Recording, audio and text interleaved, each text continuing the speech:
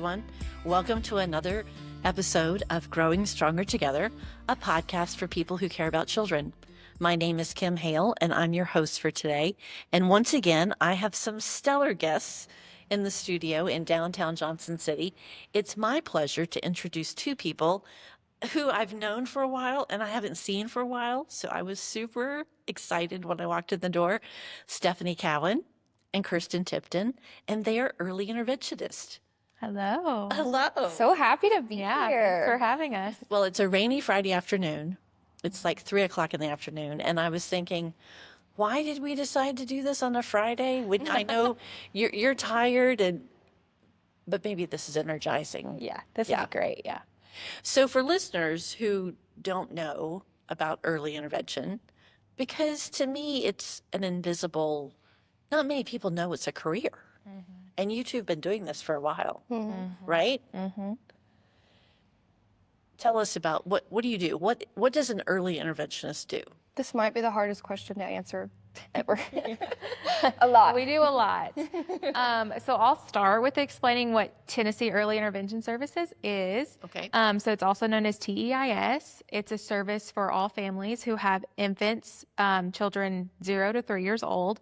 And then we can extend up to age 5 now, and who have like delays or diagnosis that maybe is affecting their child development. And so an early interventionist is an exclusive therapy that's only available to families who are in with TEIS. Okay. And we're actually in the process of changing our wording to child development coach instead of early interventionist. That's exciting. Yeah, because we feel like child development coach more accurately represents what we do with the families. So we're not a therapy that you go to an office, you take your child to an office, and we work one-on-one with the child. That's not what we do.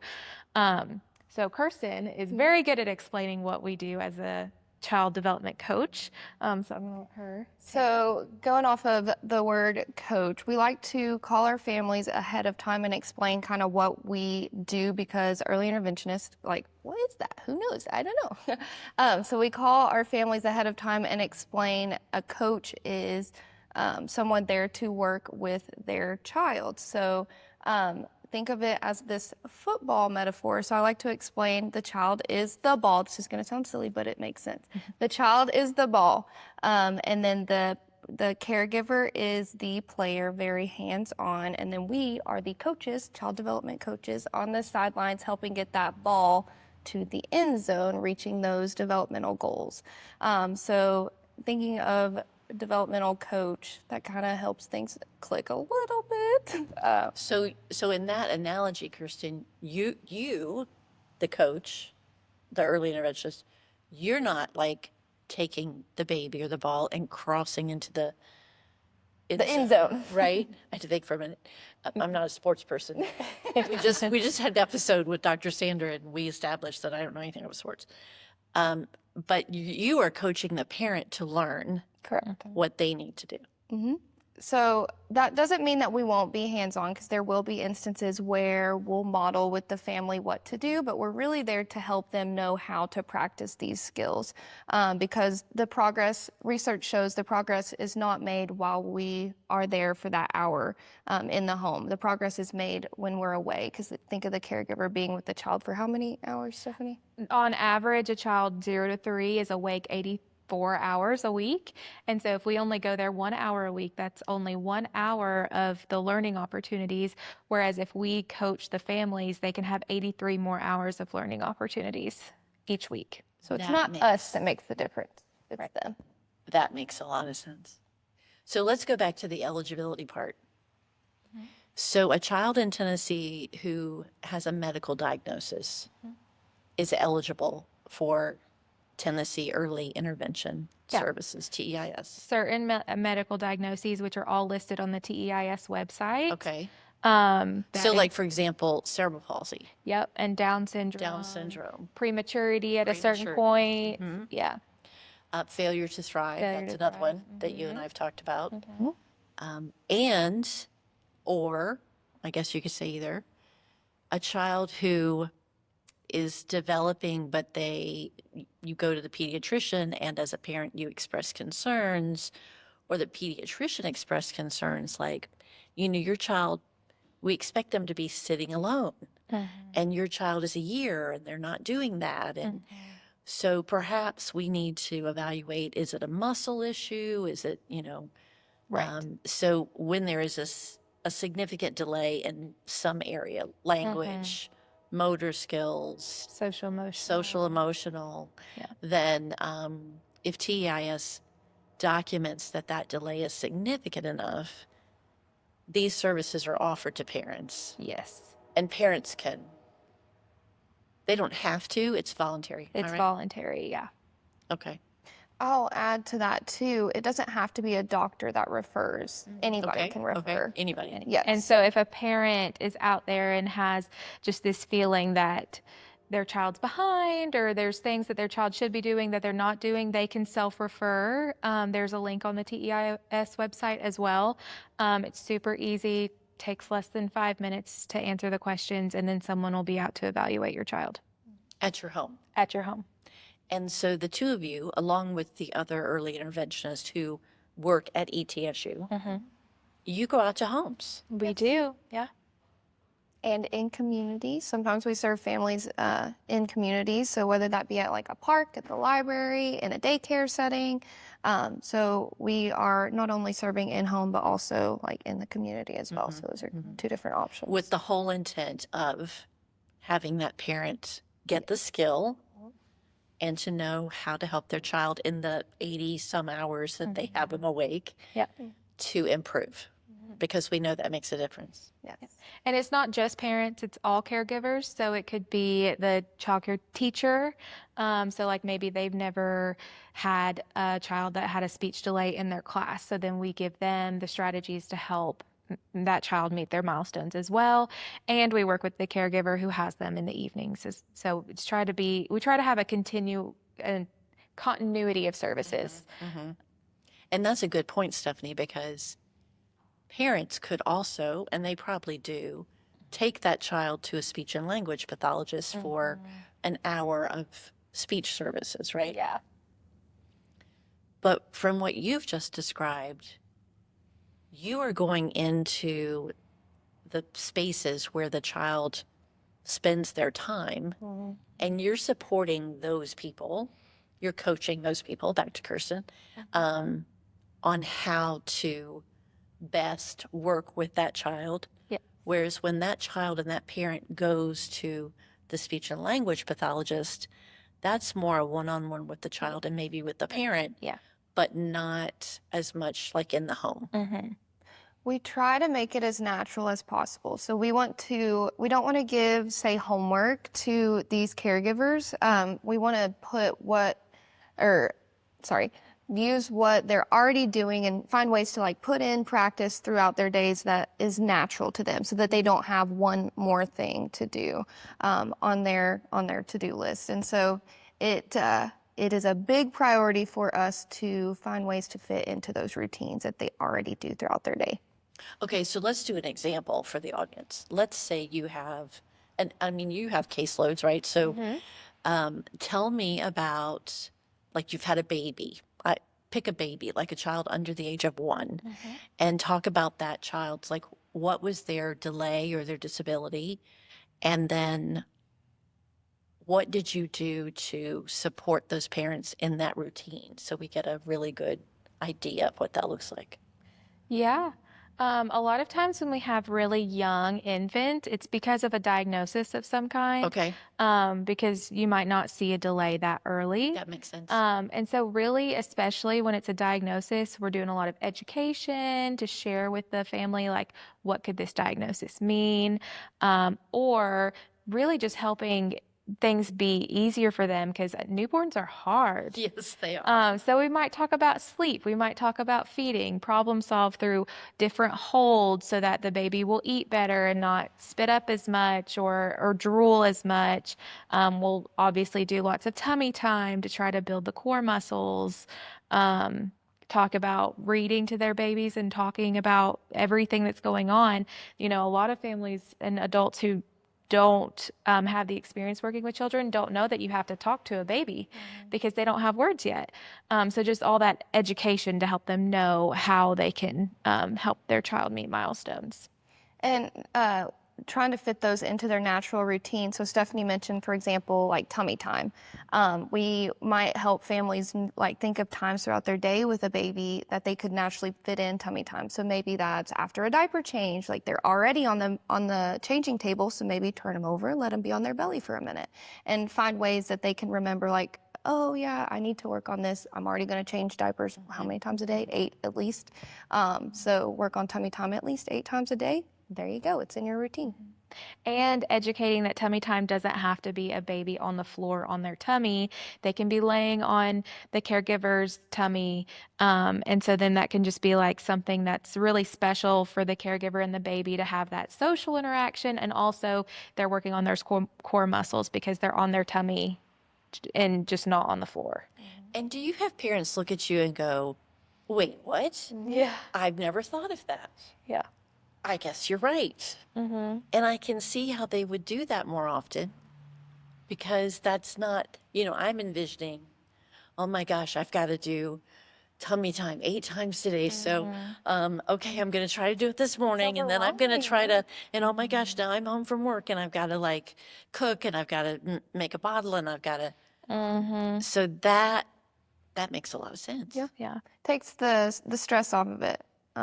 And we know from recently just having babies that, like, I was just thinking. yeah, like used to, I mean, we had this idea of like, oh, we can easily fit that into your day, but your day gets away from you fast. So fast. And so, like, if you have a routine that you're already going to do, finding ways to incorporate these goals, working on these goals into those, it just takes all the stress away, and it's so much better. Well, this is totally kind of off topic, but you have both had a baby in the last probably 2 years. Oh my gosh. 2 years. Can't believe we're going to have 2-year-olds soon. Has that really changed your approach to this coaching?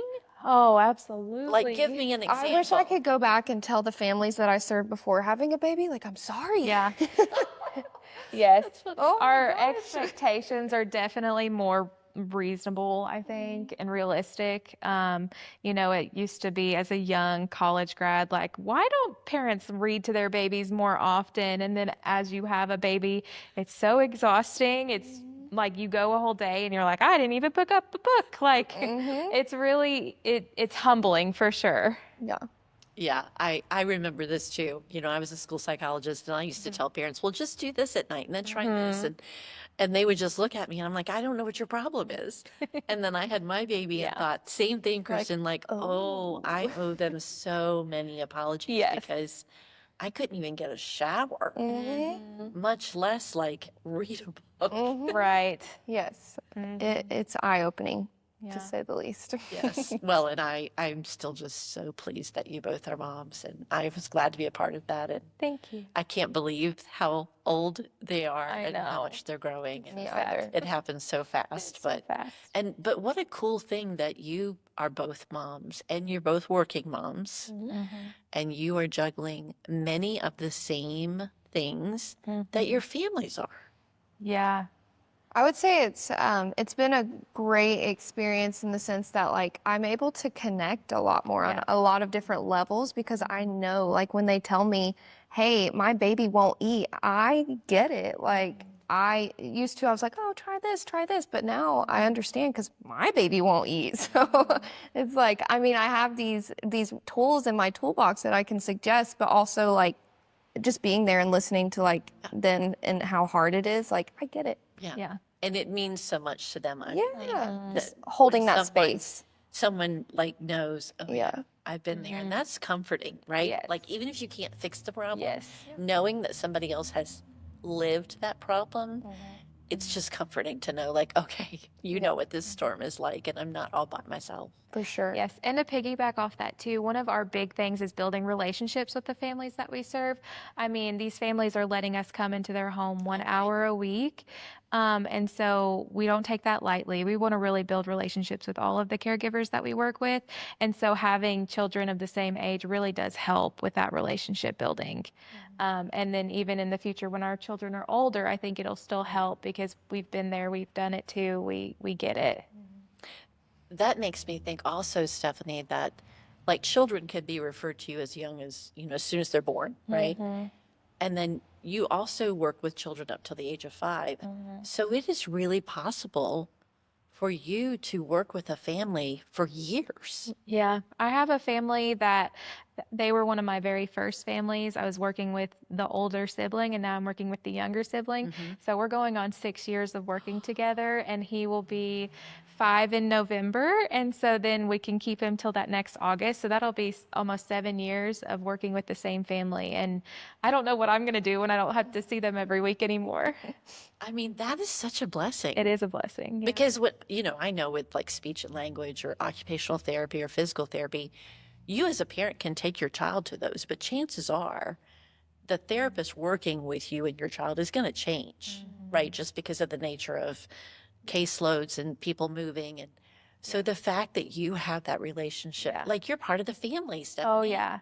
And they're part of mine. They know about my baby and all of that. Right, So it's 'cause you were hard. pregnant through that. Yeah. And so they lived that. Yeah. What a special job. It doesn't even feel like a job. I mean, it's so special that these families let us into their home and really take us in and allow us to be a part of like so many special moments throughout their life. I mean, the first 5 years are the most critical of a child's life, and we are there like every step of the way. Yeah. It's really rewarding. So, Kirsten, when you call family, so let me make sure I have this right. So, someone makes a referral. TEIS folks go to the home, really evaluate the child and their functioning. And if there is a disability or a significant delay and they're eligible, the services are offered, right? So then you're told, hey, there's a family with a child in, like, I know you cover more than Johnson City. You're in several counties in Northeast Tennessee. So, Kirsten, it's your job to call that family and kind of introduce, hey, we are the Expanding Horizons team at ETSU, and we are going to be supporting you. Yes.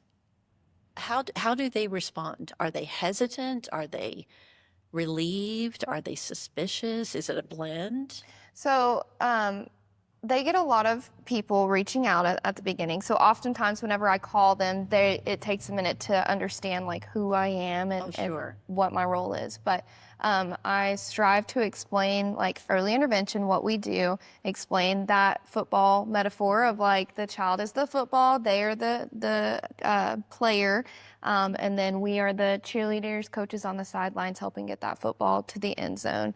And a lot of times whenever I say that, they're like, oh, like really? Like you're not there to work one-on-one with my child? Because they're used to like speech or physical therapy or occupational therapy. And so that helps them to have that aha moment of like, oh, okay, like I'm going to be practicing. And sometimes that turns people away, but a lot of times we're seeing that it's helping them to understand we're not the ones that are helping, or we're not the ones that are making the difference, it's them.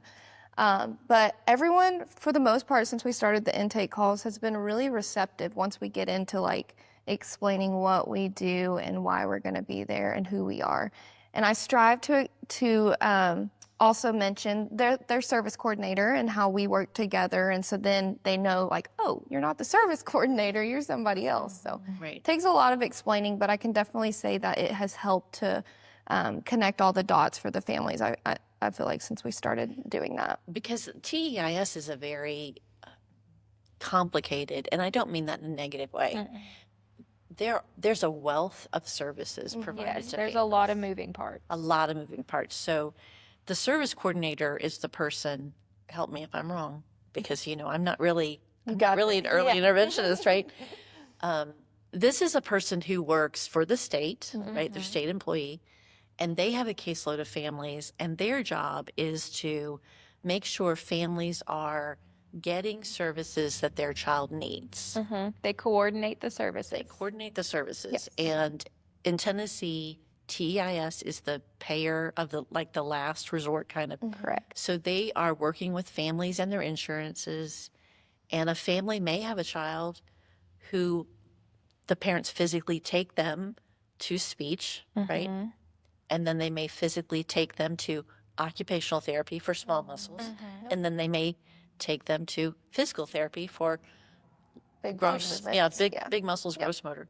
So they are on the road taking their kids places, and then they have the service coordinator who's calling and checking, Mm-hmm. and it's coordinating to those services. Yep. So Making sure their goals are being met and those kind of that's, I mean, we're already talking 4 people after they've already had the evaluation, which that was a whole other set That's of a whole people. nother person. Yeah. And then you come into the picture, Yes. and I can see why they're like, wait, what? And who are you? Because they're not bringing a child to you. Mhm. Yes. You are going to them. And that's probably a like, oh, Mm-hmm. and probably a relief because Yes. I can't imagine. I mean, my kids are older than you all, but like I can't imagine having to add that on. Yeah, it's a lot.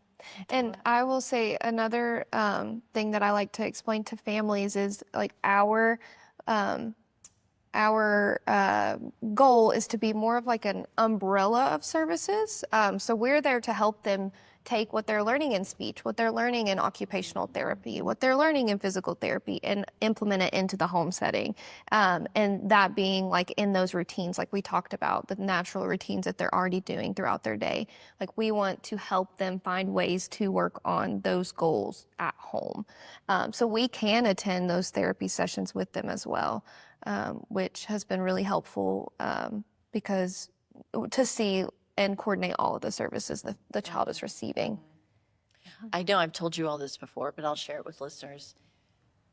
When I was working with early intervention, just on the edges, like with budgets and stuff, I went out with Tony Manship. Have I told you all this? So, and you know, I've been into homes evaluating children for like public school, but so we went to a home and there were 2 children in the home. There was a child who was headed to kindergarten, and this was summertime because warm. And then there was a child who, I don't know, maybe he was 2 or 3, maybe 3. And I remember going in, and my job was to observe Tony as an evaluation, you know, evaluating her. I had a hard time focusing on her because I was like, oh, that's a good idea. So that child had a hard time feeding himself. And so Tony had a weighted spoon, which I was like, I've never heard of this. Then the next thing, which Kirsten really gets to your point about the home environment, the little boy, and I can't remember what his diagnosis or delay was, but he was getting physical therapy. Mom was taking him every week.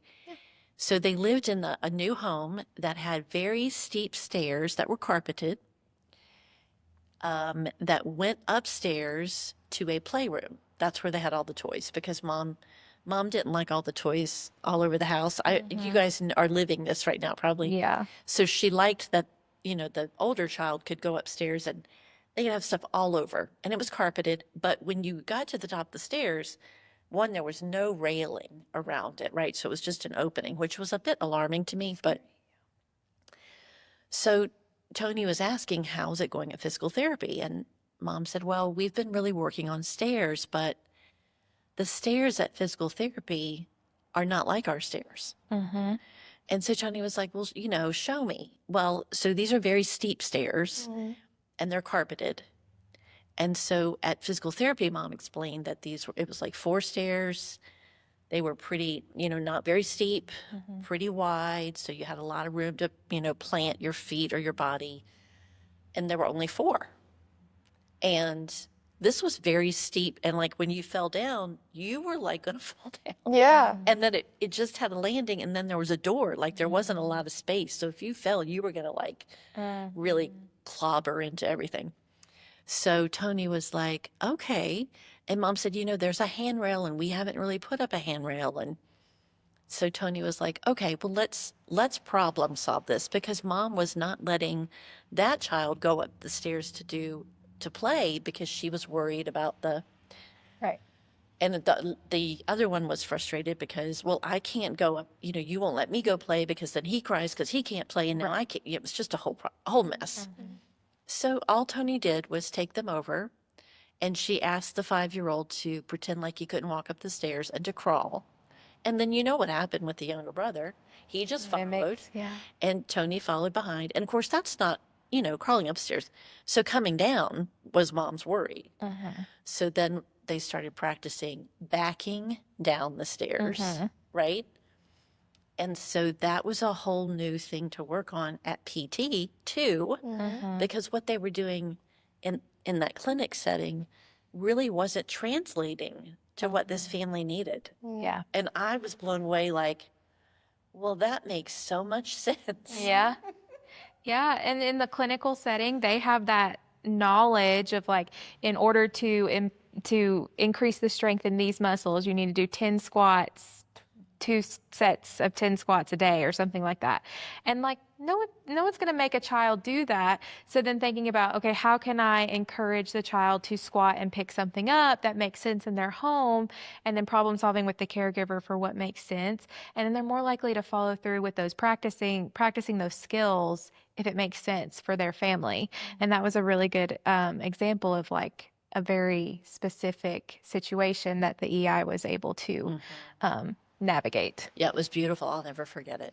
Because I kept thinking, if this family did not have the early interventionist coming in or the coach, they would continue going to physical therapy and they would continue to get these instructions of what to do.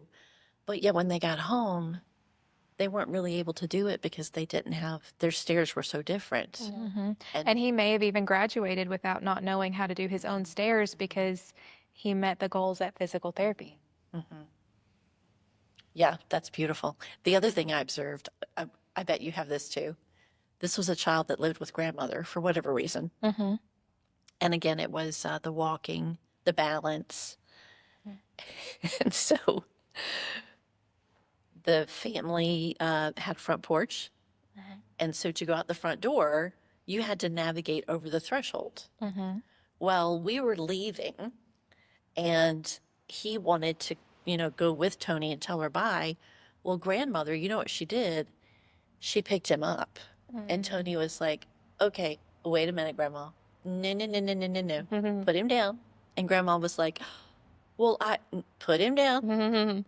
And so Grandma put him down and she said, let him navigate over that threshold. You can stand there, but don't pick him up because you're denying him the opportunity to do that. And, grandmother was like, but he's going to fall. And and Tony was like, Grandma, let him try. And do you know what he did? He put his hand on the door frame for balance, just naturally. Nobody had to and then he was careful and it was clumsy, but he did it. And Grandma was like, but see, I think if the early interventionist had not been there, just out of her love and protectiveness, she would not have let him do that. Yeah. So those were the two things that I thought, well, heck, I don't need to observe this person anymore. They've already worked miracles. Those are beautiful. Those are experiences. beautiful. And they're so natural too and relevant. And I think And that's people don't think about it, right? Like that was the other thing I thought, a weighted spoon? I've never even heard of that. Yeah. But I guess, like you all correct me, like the weight of that spoon helped him navigate that to his mouth. Like that's I just was like, I've never thought of that. It helped the resistance, I guess, helped him really grip and feel where he was moving that through space. Whereas when it was just your normal spoon, it was kind of flopping flopping around. Yeah. Yeah. Yeah, and Tony just pulled it out of her pocket. It's like, you people are like magical. Mary Poppins. And how do you know this? Like you both have master's degrees. I know this about you, but have you just learned this? So much of our job is learning from prior experiences. Like there is not a whole lot that I use in my day-to-day job that I learned from a textbook at school. It's from working with families for years and years and years and going to those therapy appointments and just joining in with different professionals. That's where we learn what we do and the suggestions. Build our toolbox that way. It's all about the experience. I mean, what a wealth of knowledge the two of you are. Just Thank think you. about that, right? Like, that's precious. That's just precious. Thank you. It's not, like, that's not an easy thing to do. Like, I think even going into people's homes, that's a boundary thing of like, you really have to like be on your toes and be gracious and You never And you know have what to observant. expect. Yeah, and you have to be trusted. It's a lot of trust to let someone in your home. And so I think it's important to remember that the families put their trust in us to come in. And I will say too, like going back to the knowledge that we have a fantastic team that we lean on, and so we're all really great. Like if we don't have all the answers, and so when a family comes to us with a challenge, we oftentimes will lean on our team and say like, hey, anybody have experience with this? And more oftentimes than not, someone has. And so they have suggestions of like, maybe try this, try that. And so then we can bring those to our families too. And then that's another tool that's added to our You just toolbox. learn more. Yeah. Yeah. So we talked about a baby. So tell me about maybe a child who's 3 that has delays. Tell me how you like what kind of routines are their families doing and what do you add in? Like you said, tummy time with the diaper change. So let's say you have a 3-year-old that I don't know is not talking or something. So what do you tell the parents to do then? Threes are hard. Threes are really hard. Really? Yeah. Well, especially if there's a language delay, there's also usually an increase in behaviors, like in negative behaviors, Oh. because they don't know how to communicate. So it's frustrating. And so that's actually one of my favorite things to work on is behaviors, by increasing language skills, providing choices, first then statements. So like if a transition is frustrating for a child, like they don't want to put their iPad up in order to go outside, reminding them like first we can watch the iPad and then we're going to go outside, so then they know what to come next. Or first we're going to go potty and then we're going to play a game, so then they know what's coming next, whether it's a reward or something that's frustrating, they know what's coming next. And then choices are a good one too, just to give them, they can point to what they want, so that way they're able to express their wants if they don't have the vocabulary. And choices can be used in all areas of the day. Like, what do you want to wear today? Like picking out their outfit. What do you want to eat? What book do you want to read tonight before bed? So that's a great place to start. And we really like to focus on receptive language. So there's 2 types of language. There's receptive, understanding language, and then there's expressive. And so receptive generally comes first. And so we really like to focus on that by narrating, like what are they doing? And you might feel silly doing it, but literally just narrate like you're reading a book what the child is doing, what you're doing, and exposing them to that language, because then expressive language is more likely to come if they hear language. In order to use language, you have to hear language. That makes sense. So I'm thinking, Kirsten, like when I gave my kids a bath, it was okay, we're gonna go in the bathroom. You've got to take off your shoes, take off your socks, take off your shirt, take off your pants. And just right there, they've learned what shoes, socks, shirt, pants are, if they didn't already know. And if we do that every night, right? And then we're gonna go potty before we get in the bathtub. Yep. And then here are your toys. Which ones do you want? Like I could offer choices, right? Do you want this toy or this toy? And then that's exposing them to I want. So you can repeat back, I want. And they can graduate from pointing to labeling to just spontaneously asking. So there's different levels also with that. Wow. I bet parents are just like, It's beautiful. And also to piggyback on all of that, like we didn't even really talk about books. I mean, like books are incredible for children. Not only like joint interaction, like they're engaging in the same activity with you, but they're being exposed to language in books. And a lot of times, like I just work with my families on reading a book before bed. Like it calms their nervous system, gets them prepared for the nighttime routine, and that's a beautiful way to regulate before going to sleep. So that's you know, I'm the in book itself. lady, so I'm always going to be happy when you tell me that you're promoting Yeah. like language in books. And there's a book for just about everything for kids, whether it's potty training or new siblings coming. Like there are all kinds of books that explain those different things. So if a caregiver maybe doesn't have the words to explain what's happening, there's always a good book. Yeah. We also oftentimes, or I have noticed that some families have thought that like maybe reading to their babies was too early because they don't have that language. But the reality of it is the earlier you expose them to the books, the more likely they're going to love books. And so, I mean, as early as pregnancy, like Right. read to your baby, because it only helps them in the long run with their language. And one thing we hear a lot too is like, well, my child won't sit for a book, or, and it's okay to just read while they're running around. So we'll model that for them or teach them how to do that. And then they'll slowly, as they're more used to books being read to them, they'll slowly start to come and have a longer attention span for those books. But even if they're not looking at it, they're processing it. That receptive language is like nonstop working. And they know the story, right? Like, Yeah. because they're listening to mom or dad or whoever read the story. Repetition is so important. Yeah. There's one more thing that we didn't talk about that I want to ask. Okay. So I know that this can sometimes be, or more than sometimes, probably often, a very emotional job, right? Mm-hmm. So talk a little bit about how you support yourself and others in those situations where things are just hard. Maybe mom has had a baby, depressed. Um, are you finding that you have the tools to take care of yourself and to take care of the moms and dads and grandparents? Yeah, a lot of times we just try to sit with them in the feelings. We allow them to just tell us what they're feeling. One of the cool things about being a coach is the ball doesn't always have to do something. So, in that reference, the child doesn't always have to do something. So, sometimes the coach is just the coach and the player doing different drills or whatever. So, we can just talk, and like if a parent is not their best, then they need to be able to figure that out and with someone so they can be the best parent that they can be. So we like to provide that support all the time. And taking care of ourselves too is really important as well. And like referencing back to our team, they're incredible. Of course, we have confidentiality that we are to follow, but we do lean on our team.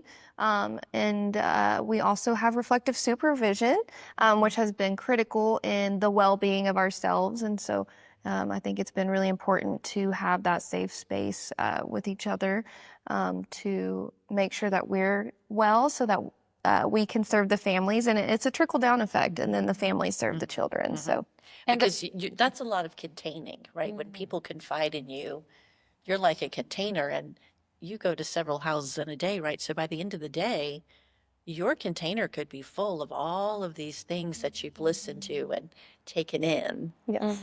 And you need to make sure that you're letting some of that go and honor yourself. So I don't want to overlook that part of this job because that is also incredibly important because you are really taking care of so many people, not to mention you've got to take care of yourself and lots of times helping people don't take care of themselves. Right. Right. Well, and I will say a lot of us are endorsed in infant mental health. So the Association of Infant Mental Health in Tennessee is a big partner with TEIS. And so in that endorsement and partnership, we've attended so many trainings about perinatal mental health, parents, just mental health, whether it's right after birth or in general, trauma. So we've had a lot of trainings on that. And so we know how to professionally help in those situations.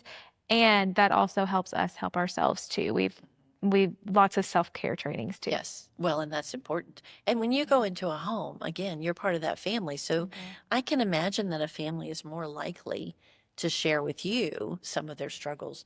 Whereas when they're going to occupational therapy or physical therapy and they're in a clinic setting, that may not be as natural. Yeah. So I'm really proud of you for that. Thank And I'm really grateful.